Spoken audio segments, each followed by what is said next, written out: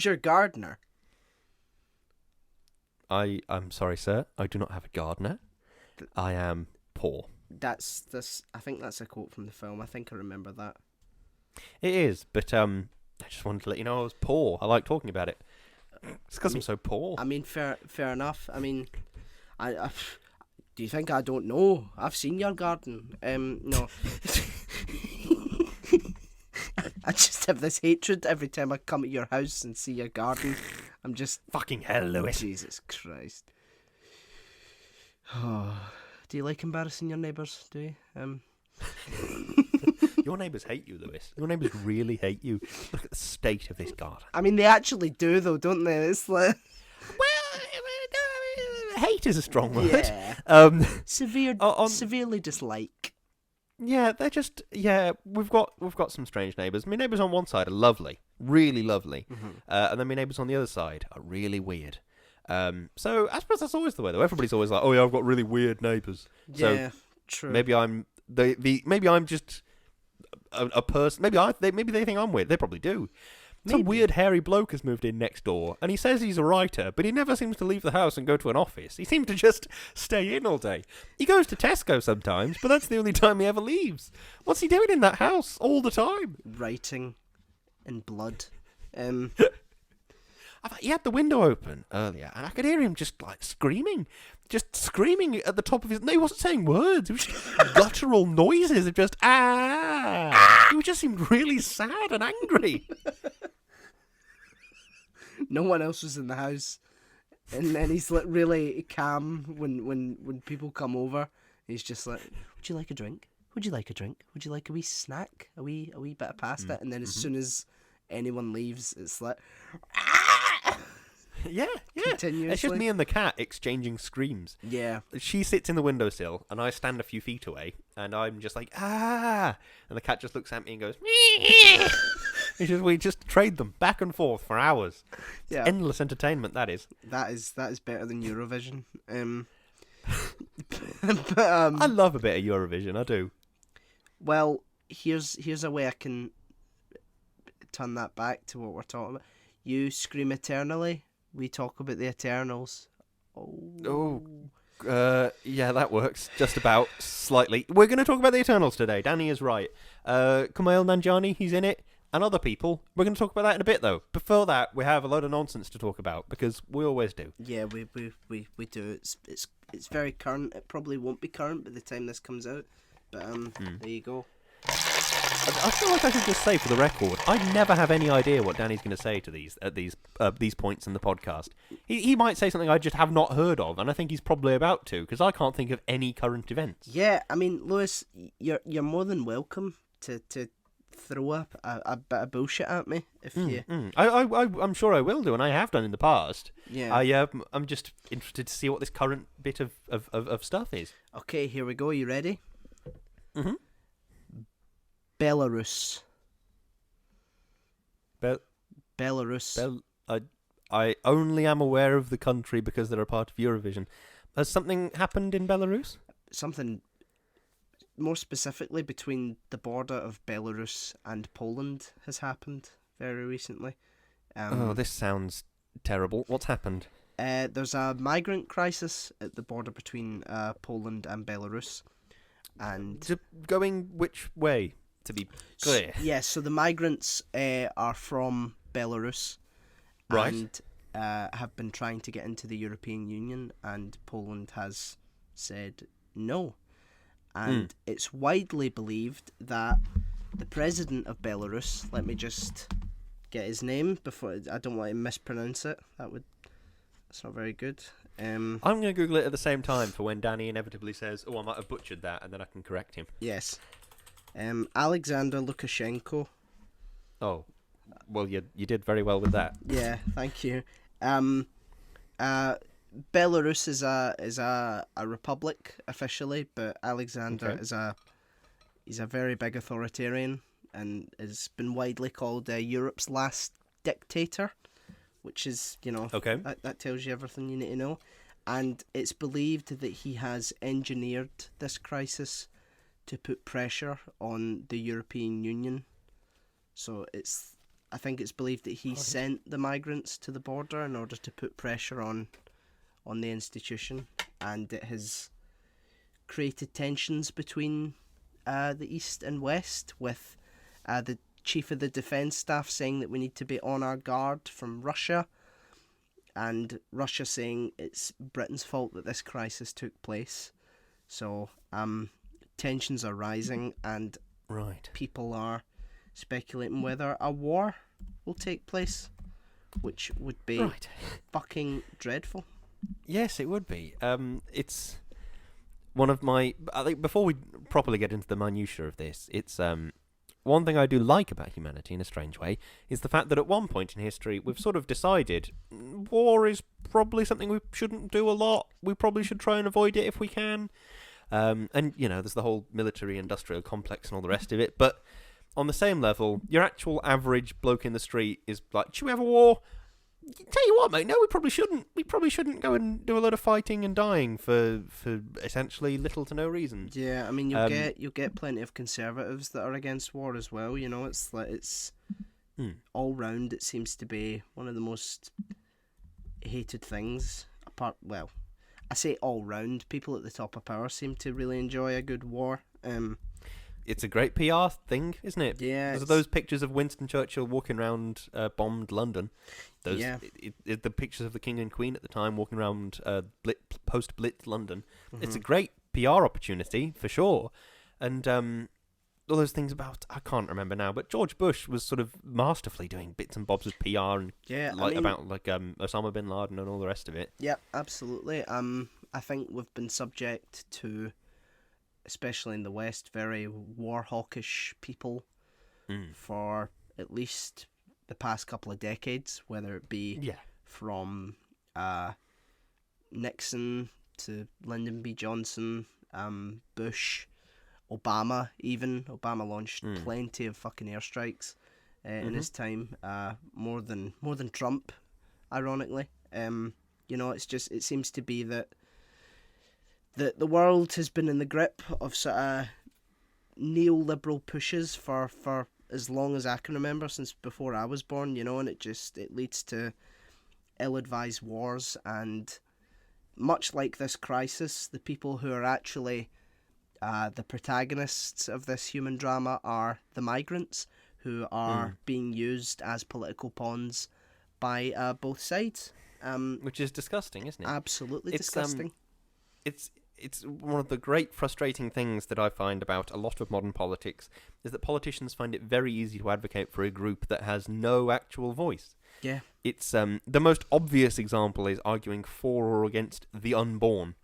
These pro-life campaigners that will say things like, no, we should ban abortion completely because the unborn deserve a chance to live, or such and such. But I honestly think that the only reason they can say those things is because these theoretical people that have not even been conceived yet, it's not a case of how much suffering am I as a person that hasn't been conceived, how much suffering is that person going through. It's a weighted moral argument, but the point I'm trying to make is that in that case and this one, people are just politicians arguing one way or the other about tensions that they have created. Yep. To say that, like, whether or not this President Lukashenko actually did send refugees to the border on purpose, whether he did or didn't, the fact is that they're there, and they are a group of people that does not have access to the press coverage that he has access to. Absolutely. So they can't say, because at the end of the day, those people just want a house. Yeah. They want a house, they want to live, they want medical care. Better opportunities. That's not a lot to ask for, is it? No, not really. And so, all it is that, like, they don't actually want to start a war between Russia and the European Union, or whatever form it would take.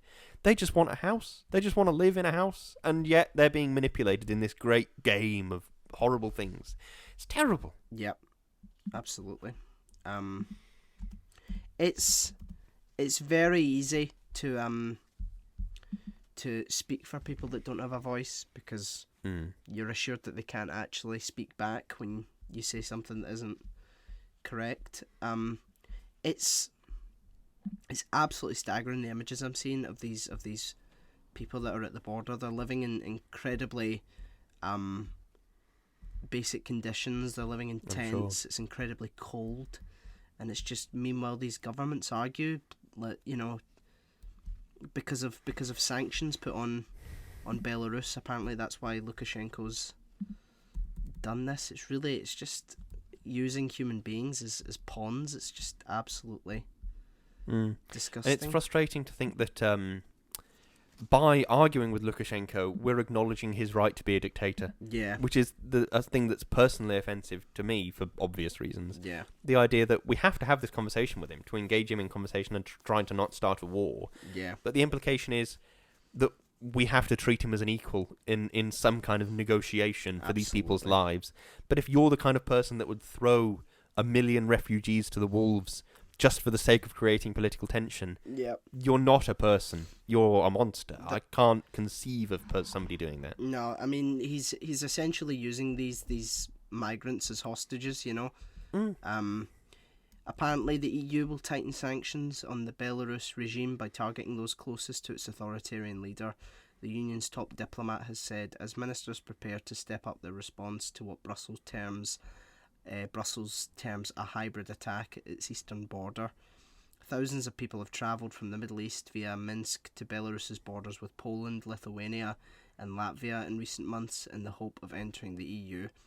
European officials say the surge is being orchestrated by Minsk in retaliation for the bloc's support of the Belarusian opposition. Josep Borrell, head of European External Action Service, the EU's security and diplomatic arm, said foreign ministers meeting on Monday will give the green light to a widening of the legal framework governing sanctions on Belarus as part of measures to press authoritarian leader Alexander Lukashenko to stop the flow of migrants to Europe's borders.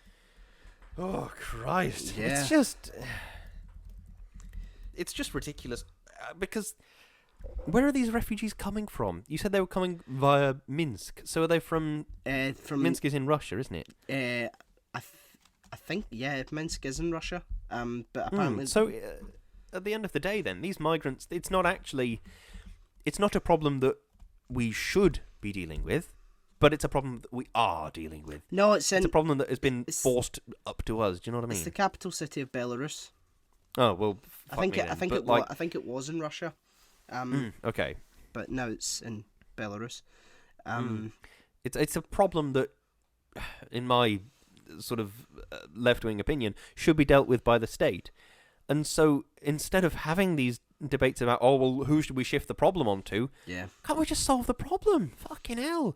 Well, I mean, even if it's just send out a fucking space eater. Jesus Christ. Yeah, well, I mean, it's November up north. It's going to be fucking cold. Absolutely freezing. I mean, I suppose it's in Lukashenko's interest to keep as much pressure on the border as humanly possible. That's why. I mean, in terms of strategy, it makes complete sense. It will put pressure on the EU, and it forces us to sort of reconsider whether we should be being so aggressive to someone like that. But I would argue that resolve needs to be sort of put back in, because he's using these poor people, as hostages for his own ends, and it's like playing to his game is just going to end badly for both sides, I would say. So you're completely right. Yeah, there must be a way to make sure that the migrants get what they need, and also, we don't sort of kowtow to this person. Lukashenko doesn't get what he wants. Yeah. Exactly. So personally, I hope the migrants are okay. I hope that they get to wherever they need to get. Because at the end of the day, that's the only thing that matters in this situation. Lukashenko's desires, the EU's desires, that doesn't matter. It's the human lives of people that are on the ground freezing to death. Yeah, for God's sake. These people don't care about geopolitics or sanctions. They just want a better life for themselves, to eat, a roof over their heads, and a meal in their stomach. To be warm. It's not.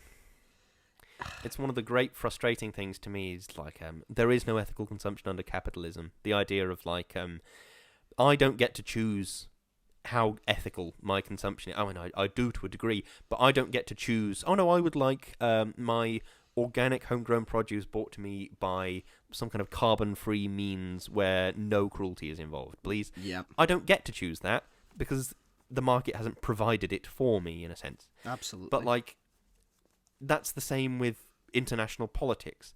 I don't get to choose what Boris Johnson does with his time because I didn't vote for him. Yeah. I can't get it straight in my head, the idea of, like, these people playing these enormous games of politics and thinking to themselves, yeah, no, this is reasonable because we're elected representatives of the people. Yep.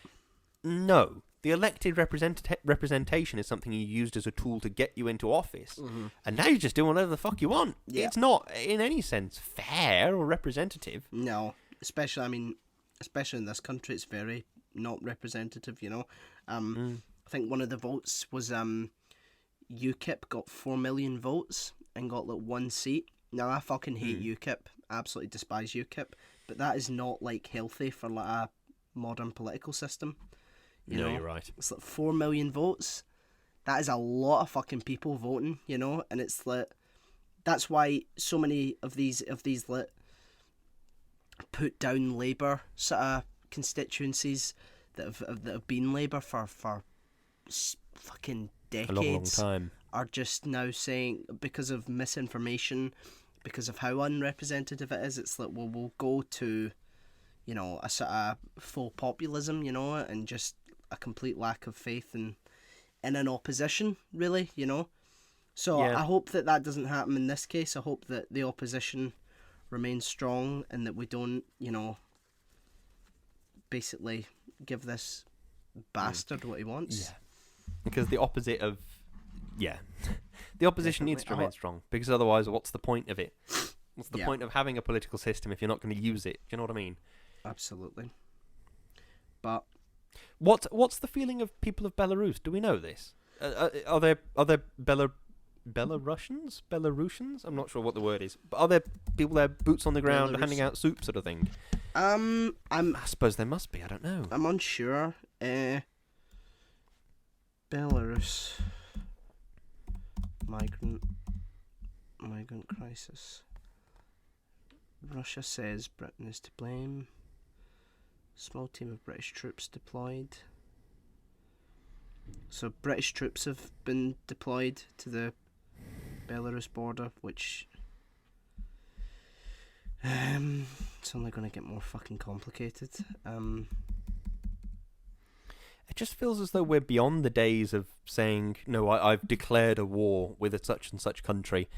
That's why Downton Abbey in the previous podcast. It's, you know, we've.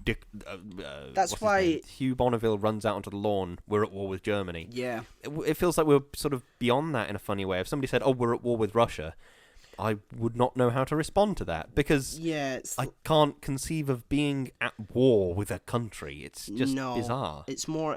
Well, the countries that the West does go to war with are almost entirely unnecessary and almost entirely for resource Profit. grabs and whether it be about lies about weapons of mass destruction. But and if it's as soon as the US military pulls out of all those countries that it was in, it's all of a sudden there's loads of lithium under these countries. Isn't that weird? Yeah. Oh no. Exactly.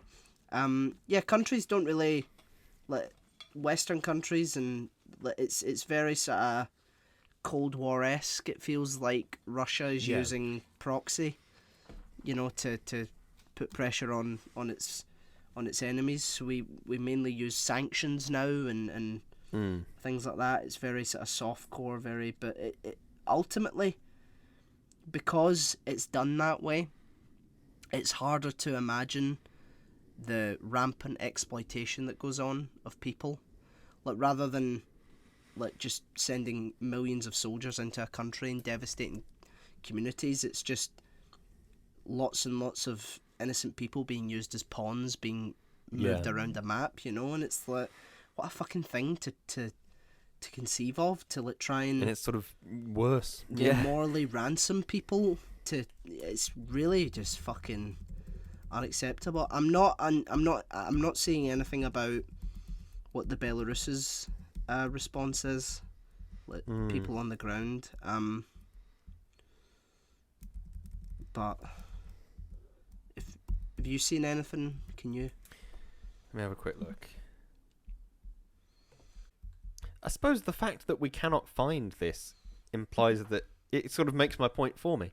The idea that we can't find this because these people, these boots on the ground people that I'm imagining, or the migrants themselves, have no voice with which to communicate with. No. On AlJazeera.com, they have no way to get in touch with these people because the pictures of these people sat around campfires in tents. They haven't got Wi-Fi or anything, for God's sake. Yeah, definitely. I'm not seeing much about the sort of feeling in Belarus, like where the Overton window is. What Belarusians think about their country's crisis.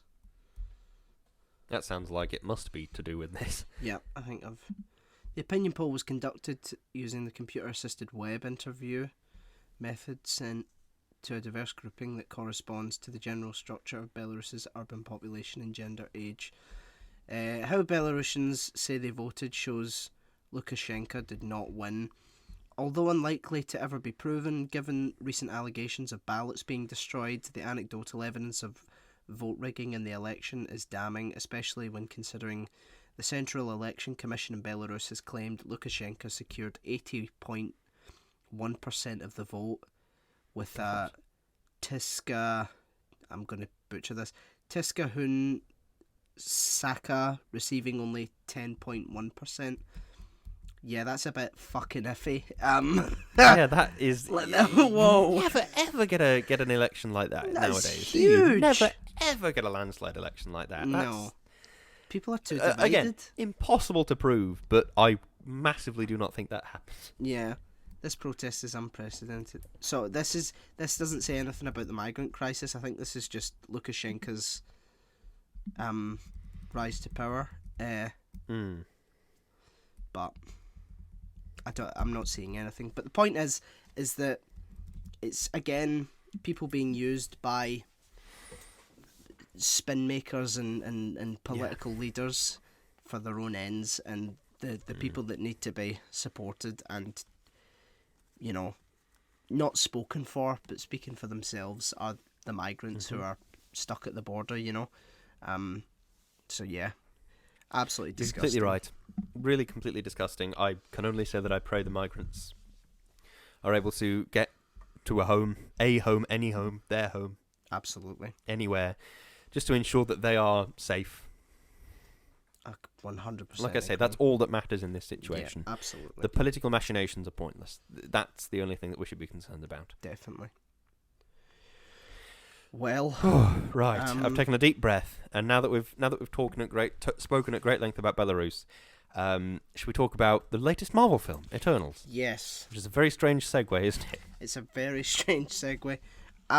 Eternals was written by Chloe Zhao and Patrick Burleigh, and was also directed by Chloe Zhao, and is starring Angelina Jolie, Richard Madden, Gemma Chan, Barry Keoghan,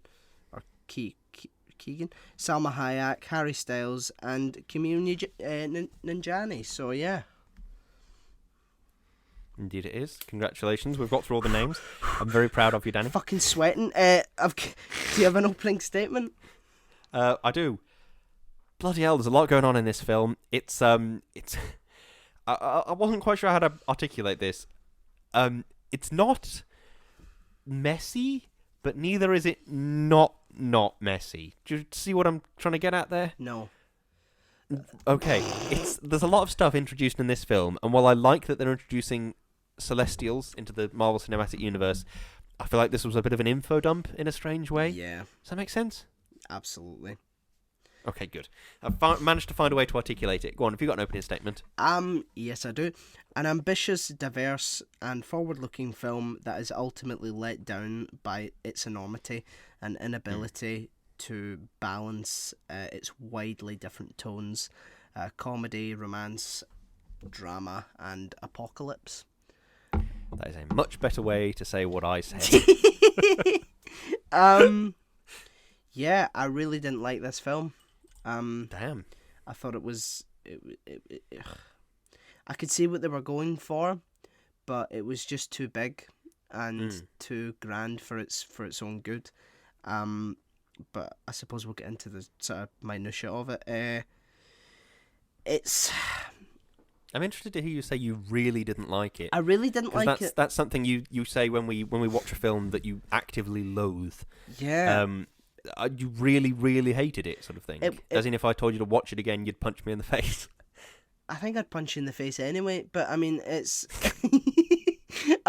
it's more to do with the potential that it had and how it sort of squandered it, because I think a big thing about today, especially with filmmaking, is that films that are woke or diverse and they turn out to be not that good films, people then assume that it's because that they're woke and diverse that's what makes them bad films, and that's just not the case at all. Which I think was the problem with wasn't it, Charlie's Angels? It was just not a good film, not very well put together. I never saw it in the end, but I think everybody that saw it didn't like it. It did very, very badly at the box office. Yeah, I mean, there's a large portion of sort of reviewers on YouTube who will talk about, oh, this film is so woke, and it's like they say that as if it's like, you know, that's the reason that it was bad. No, it was because too many characters, not enough characterization for some characters, and way too much characterization for other characters. It was really long. It was quite boring at points. It was too much was going on. It was like too many cooks at the pot, you know, like. Yeah, my first note is, oi, lots going on. Yeah, you're having to deal with, you know, romance arcs. You're having to deal with the impending death of humanity.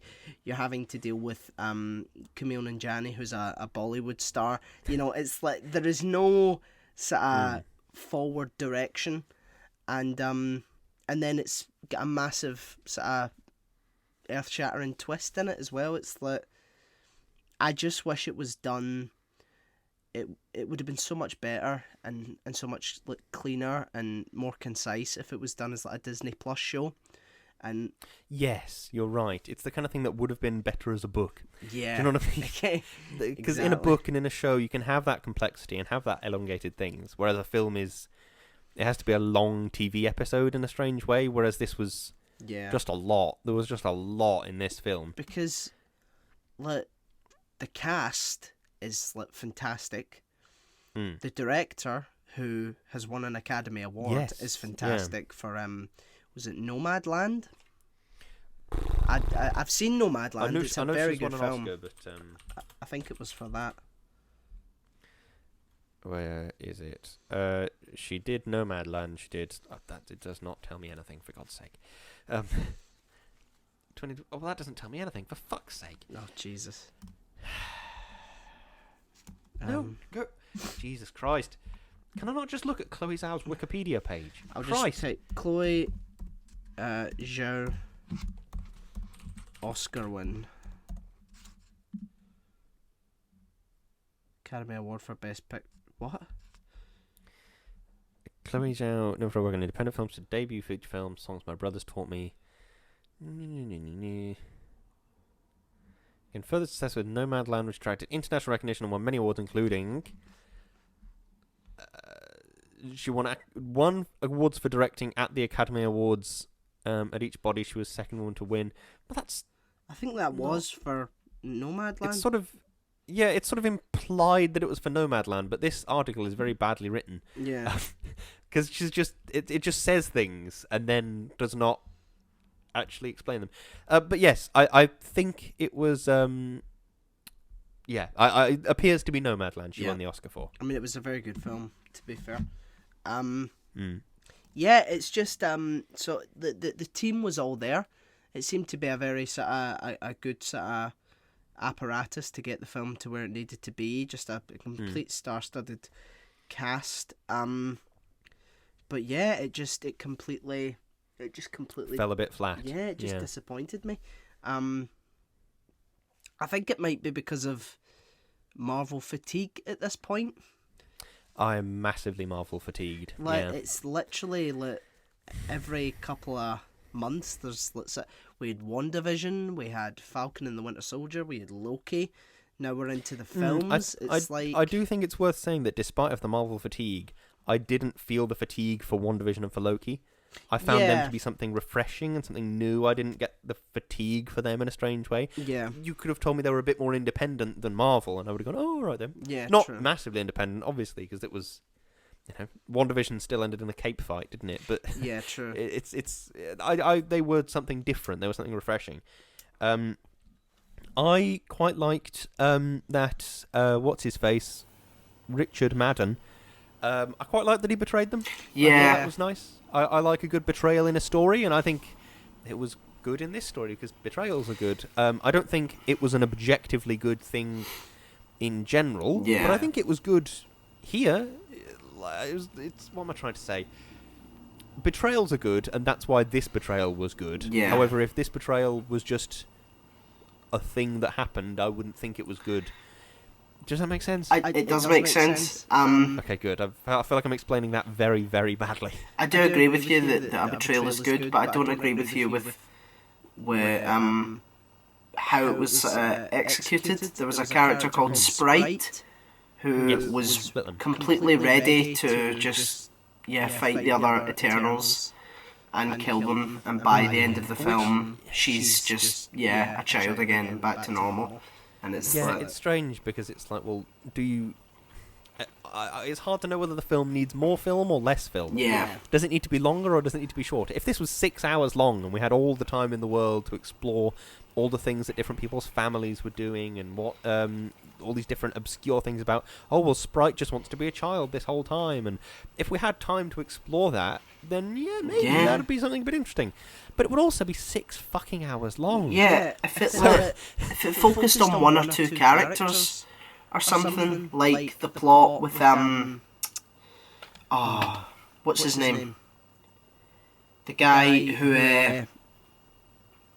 is the least amount of characterization in the entire film, and he's with his husband, and I don't know, he's pretty. I've forgotten his name. Yeah. Bloody hell. Like you could do an entire story about how he'll outlive his husband, and that could be a really interesting sort of plot, rather than just we've got on with Fastos. That's it. Or Brian Tyree Henry. Yes. Look, we've just got on with our lives, and the Deviants are back, so now we have to fight them. It's like, it's why? I'm not sure I really understood it right, but why do they need to think that they're fighting the Deviants? That's a good point. Why do they need to? Because I get that the Deviants are there to kill the most, it's the most intelligent people, isn't it? It's like the I think so. Or the least to get the Celestial ready to be born, or something like that. And they sort of feed along to the Celestial. Yeah. So why? Yeah, that's a good. Why do the Eternals? Surely the Eternals would just be able to figure it out. They don't have to be lied to into that. Do you know what I mean? Yeah. It's really strange. And I don't like the fact that they all have to come back with a mission. I know it's a Marvel film, right? But why can't there be a sort of story about gods and stuff like that where the mission fails and they have to just get on with life, I suppose the answer is because they're gods. Well, find purpose in a different way. Maybe they realise working for a fucking giant Celestial isn't all it's cracked up to be, Yeah. It's just. Okay, let's and it's right. Is there anything we liked? Yeah. Let's get on that. I thought it was pretty. I thought it was very pretty. Very pretty. Yes, it was pretty in the way all Marvel movies are pretty, but also the sort of new, unique version of magic that they're doing. Yeah. That was very pretty with sort of gold wireframe type stuff. Yeah. That was gorgeous. Completely forget what situation it was in, because I remember thinking somebody put their hand on something and then it turned from a tree into a computer. Yeah. I have no idea if that was the case or if that even happened, but that's what I remember seeing, and I remember thinking, oh, it's a tree, but it's a computer now. Lovely. Yeah. I remember thinking that's very, very pretty. I thought is a bit of a very specific bugbear. Sorry, it's just come into my head. I'm looking through the character names now, and I'm realising that not all of these are famous sort of historical figures, but Gilgamesh is. Yes. Gilgamesh is like a thing that it's a cultural touchstone that people know. Yeah. Yep. And Icarus is close enough to Icarus that you make the link there naturally. Yeah. But I don't think I know any of these other characters as non-Marvel characters. Athena? As myths or Eros, I suppose. So what do you say? Athena? Athena? As in Athena? Oh, as in Athena. Yeah, I suppose that's a good point. Yeah. And Ajax, I suppose Ajax, who was an ancient king that didn't like Greece very much. But beyond that, I don't really. Yeah. My point I'm getting to is that I don't know any of these other characters, so it's weird to have some characters where I'm like, oh, Athena, they must be like Athena, the Greek god. I must know a little bit about them because I read Percy Jackson once. Yeah. Do you know what I mean? I must. But then also there's other characters like Cersei. I know little about that. That makes me think of Cersei from Game of Thrones. Yeah. That was a confusing mess. And is this going to be a confusing? Oh, it is a confusing mess. Okay. Someone who's like a lead character as well, and has so little characterization, which is really annoying as well. Tremendously so. Really annoying because Gemma Chan's a fantastic actor, so it's like She is. She's so good. it's just really Did you wasted. see her in what was it? Humans. Yeah. She's like a robot, but not a. She's really good at that. So I can take care of your kid better than you can. Holy shit! You know. What was it? It was. I forget what movie it was we were talking about. It was a movie you hated, The Holiday, and you said Kate Winslet is a brilliant actress. Why is she doing this shit? Exactly. That's what I kind of got from it. Is like Richard Madden's good, Kit Harington's good, Gemma Chan's good. Loads of these people are really good. Yeah. Kumail Nanjiani is brilliant, just in terms of vibe. Yes. I could see him doing it. He's like Jack Black in that way, of like he could be doing anything, and I would not think of him as the character. Oh no, it's Kumail Nanjiani. Oh no, it's Jack Black. Do you know what I mean? It's somebody that's like their vibe is just so personable and so charming and so sort of enchanting to look at in a very weird way.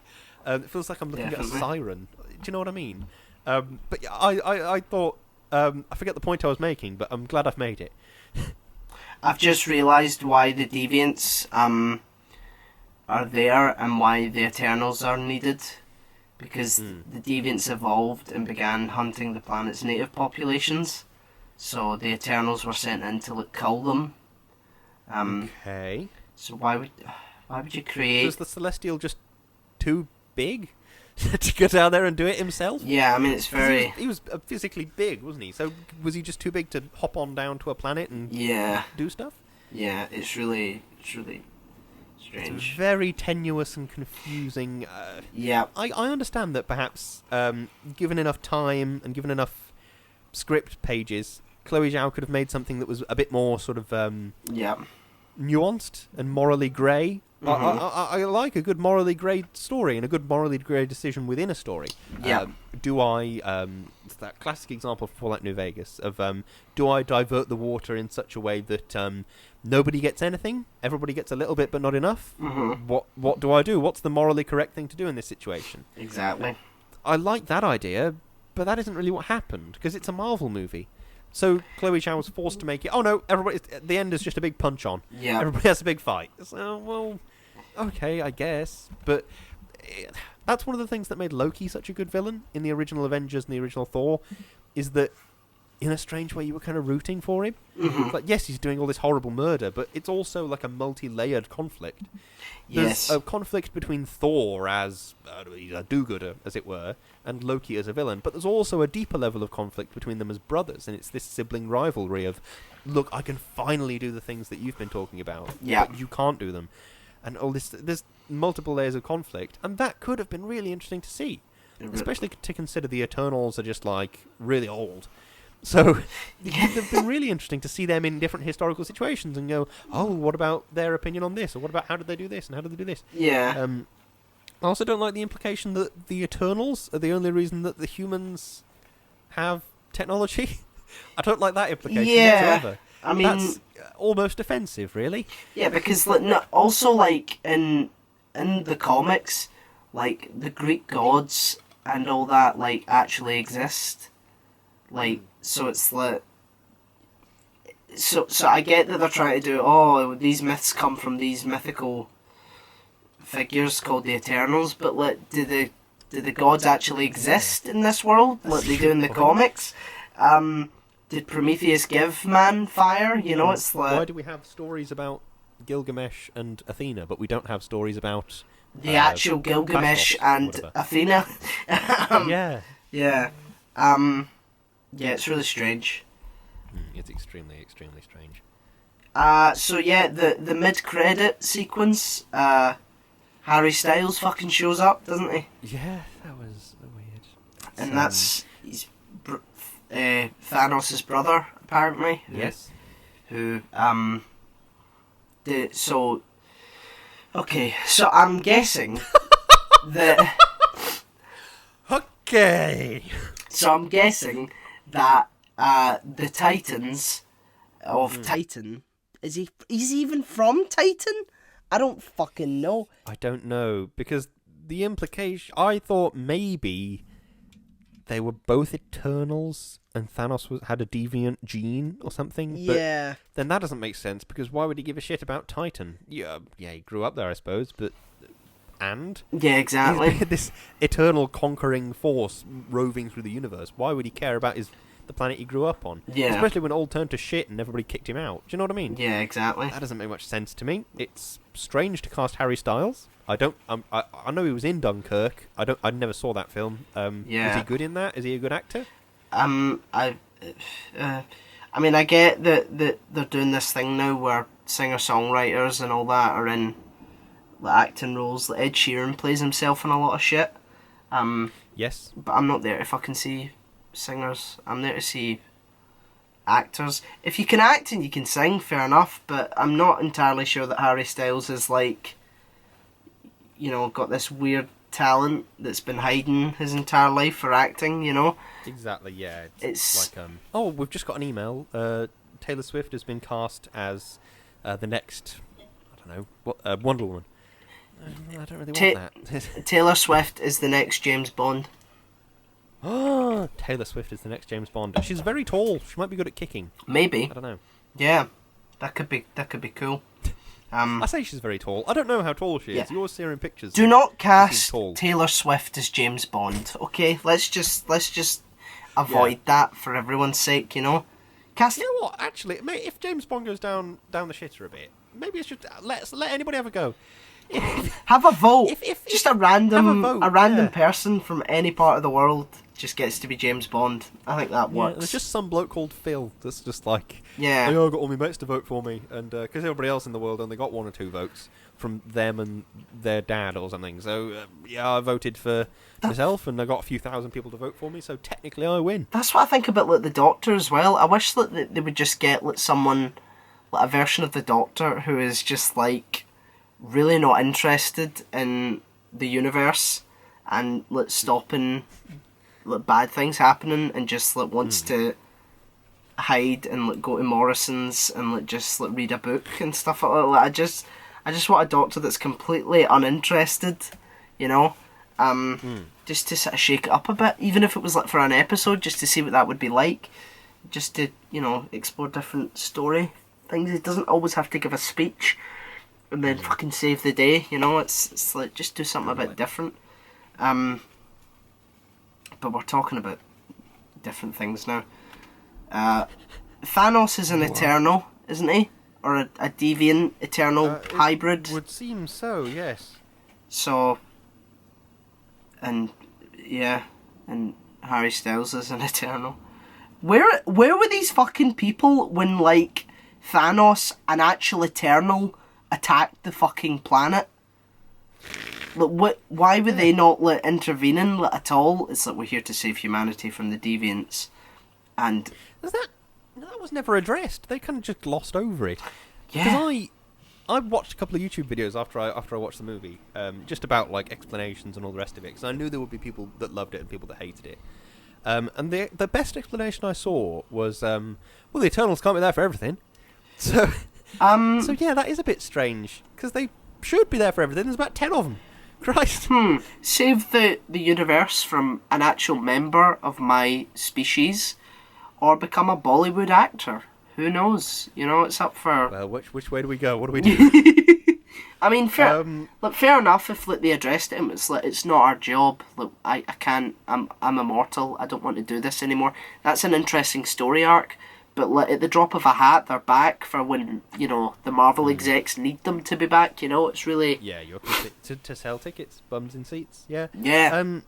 Here we go. This is something that I wanted to talk about. The film is very philosophical. I don't know if you noticed. The film is very philosophical. It talks about what it means to be a human. People don't really care about that. There's a reason philosophy isn't like a mainstream topic. People don't really care because they don't have time to care. Yeah. It's all well and good to have great existential discussions about what it means to be a human, but most people are just like, well, I don't really care. I just want to feed my family and house my family and go to the shops, maybe have a drink every now and then, and that's about it for most people. They don't really care. So it's not a great idea to put that as a sort of a central tenet of a big blockbuster Marvel film is philosophy. Bam. Yeah. You know what I mean? Especially if not many people go to see it for that reason. If you're going to do an indie film or something like that where you can explore different philosophical ideas, that's go for it. But don't expect it to be an absolute success when you're talking about what it means to be human and how fallible we all are. People go to Marvel to see shooty shoot. Yeah. So I mean, but maybe that's us being a bit critical of something that people do clearly enjoy. How dare you put deeper themes in your film? People don't want to see that shit. Our church is about love and spaceships and beep boop. See if that was all that was going on, I think it would have been brilliant. But it's not. It's we have to care about 8 different plot threads, and it's no one can do that in the span of 2 hours. You can't keep it straight in your head. Exactly. Look, Dune's a big film. Dune's fucking ambitious and has a lot going for it. But it's focused. It has a drive. You follow one perspective. You know? Need somebody to be an audience proxy, essentially, and Paul is the audience proxy. Yeah, exactly. You need somebody to be in the Eternals. That's what they could have done with Kit Harington. Kit Harington's like, oh, bloody hell, my girlfriend's an Eternal. Oh, bloody hell, there's loads of other Eternals as well. Yeah. Do you know what I mean? That would have made for a bit more of a grounded, understandable film. Absolutely. It just wasn't the film that Chloe Zhao made. I know. I mean, it's her choice. Christ knows she's doing well for herself. Yeah, I think she'll be fine. I don't think we need to feel too bad for her. I think she'll be, I'm sure she'll come out with another masterpiece before long. But yeah, I think I'm actually out of notes. I think I'm out of notes. Yeah, that philosophy thing was my last note. We didn't like this film very much. No, which is a shame because I like it liking had such films. Potential. Yeah, I like liking films too. Have we got some shilling to do? And then we'll talk about what we're doing next week. Well, I was going to give a wee closing statement. Oh, yes, that's a good idea. This film was bad, and I've explained why. Thank you. Yep, this film wasn't so great. Too many plot threads and too many characters. Trim it down. Yeah. And I think it'd be much more engaging. Much not relatable, but bloated. People like seeing a relatable core to something. Yeah. It's all well and good to say, oh no, we're eternal gods, and one of us is the dashingly handsome Richard Madden. Yeah. But then if you have a core of, Richard Madden's having an affair, way, then that becomes something that people understand, and that's something you can base a story around. So exactly. Yeah, not a big fan of this film. Yeah, it was very bloated, very bloated. But there you go. I feel a bit deflated now. Should we do some shilling? Yes. We all have Linktrees. Lewis's Linktree is linktr.ee/Lewis_Brindley. Mine's is /O'Hiram. And the podcast is /Shouting Into the Void. There you will find our socials, our Instagram, our Facebook, our YouTube. Go give us a like, go give us a subscribe, leave a wee cheeky comment if you're feeling cheeky. And have a good time. Yeah, have a good treat yourself. Treat yourself. To commenting on our YouTube. Yeah. Or whatever you might be doing. I've got a joke for you, Dan. Are you ready? Because you said you're feeling deflated. I'm quite proud of this one. Okay. Why is childbirth difficult? No, fuck! I fucked it up! Hang on, okay. Was that the joke? Why is delivering children difficult? I don't know. because sometimes the mother won't sign for it. Wait! Oh.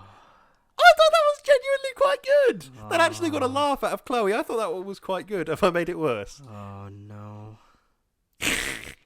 Wait, Chloe's there? No, I told her this joke the other day when I came up with it. Thank God. I thought she was going to hear all this shit I talk about her. I just imagine Chloe coming in now from the side. It's just like, fuck you, Danny. No, yeah, it was okay. Yeah, so, we have a PayPal donate button. Anything you can spare, anything at all would be greatly appreciated. We also have Patreon, and we want to take the opportunity, as we do every week, to thank our wonderful, wonderful patrons. Chloe. Thank you. Darius. Thank you. Peter. Thank you. Aditya. Thank you. Natalie. Thank you. And Doogie. Thank you, one and all. You make the podcast possible, and you enable me with your funds to come up with sizably spectacular jokes, such as the one I just told. So if you would like me to come up with more terrible jokes, please continue your funding process. Yes. And, oh no, I've just had an email. All of our patrons have immediately quit. They got no money. None. Yeah, no, but thanks so much, guys. Really yes, thank you appreciate very much. it. You enable us to make the podcast possible, and that's what we love to do, so thank you. Yeah. We also have merch on Teespring and Redbubble. Christmas is just around the corner. Get yourself a tote bag, a jumper, a sticker, socks, a t-shirt. Yes. Lots and lots of stuff. A mug. Get yourself something nice for Christmas for that special someone or special someones, whoever you like, or even yourself. Treat yourself. Yeah, treat yourself at Christmas time. Yeah, absolutely. And last but certainly not least, we are partnered with an amazing company called Number 12 Crochet Avenue, and Lewis is going to say some wonderful things about them, all of which are true. Indeed I am. Number 12 Crochet Avenue is a wonderful company run by my wonderful wife, and they are doing all sorts of wonderful things over there. And if you would like to go and check out all the wonderful things to do with crochet that they're doing over there, you can go and check it out. Go and give them a cheeky follow on Instagram at Number 12 Crochet Avenue. Cheeky follow and a like and all the rest of it, and you'll go, well, hey, that was dead good. So do that. Yes, absolutely. Well, yes, I think that's the end of the shilling. It's now time to announce what we're doing next week. Yes, it is. Are you ready, Lewis? I'm born ready.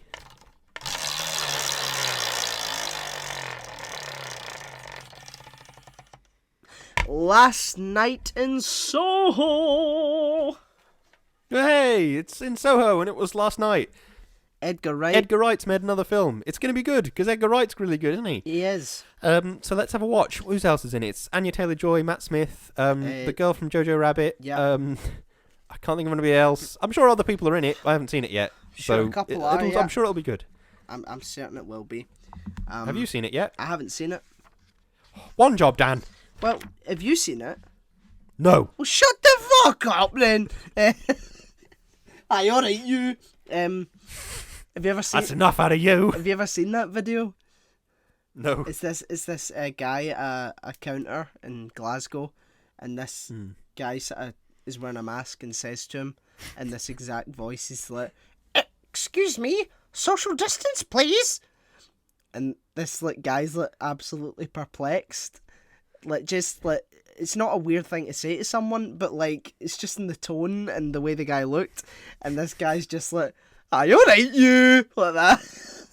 As if to say, aye, you calm down, big man. This is something I haven't ever seen. It just sounds like a very pedestrian encounter, I have to say. I'll give you another Remember one. social distancing, please. Aye, alright. Yeah, but it's more like the tone of it is like, social distance, please. And the guy's so surprised, he's like, aye, alright, you, like that. I'll give you another one that's straight out of fucking GTA, right? So okay. There's this, I think I may have told you this, but there's this woman on a bus, and she's getting ready to leave, and the bus pulls over, and the woman's like, right, thank you, bye, driver. And the driver's like, bye. He's like, bye, bye, bye, bye, bye, bye. And she walks off just shouting bye, in a high pitch I think you have shown me that one in real life. It is very funny. That is straight out of GTA. That is a random encounter on GTA, I'm afraid. Bye. Bye. Right, I think we've started talking about GTA now. I think we've finished the podcast. Yeah, I think we have. So yeah, join us next week for Last Night in Soho. Yes. Thank you very much for listening. It means the world. Do a cheeky extra listen if you feel like it. Or recommend us to a friend. I'd like that very much. Yes, absolutely. Bye! Bye! Bye, driver! Bye, driver! Thank you very much for listening. Goodbye.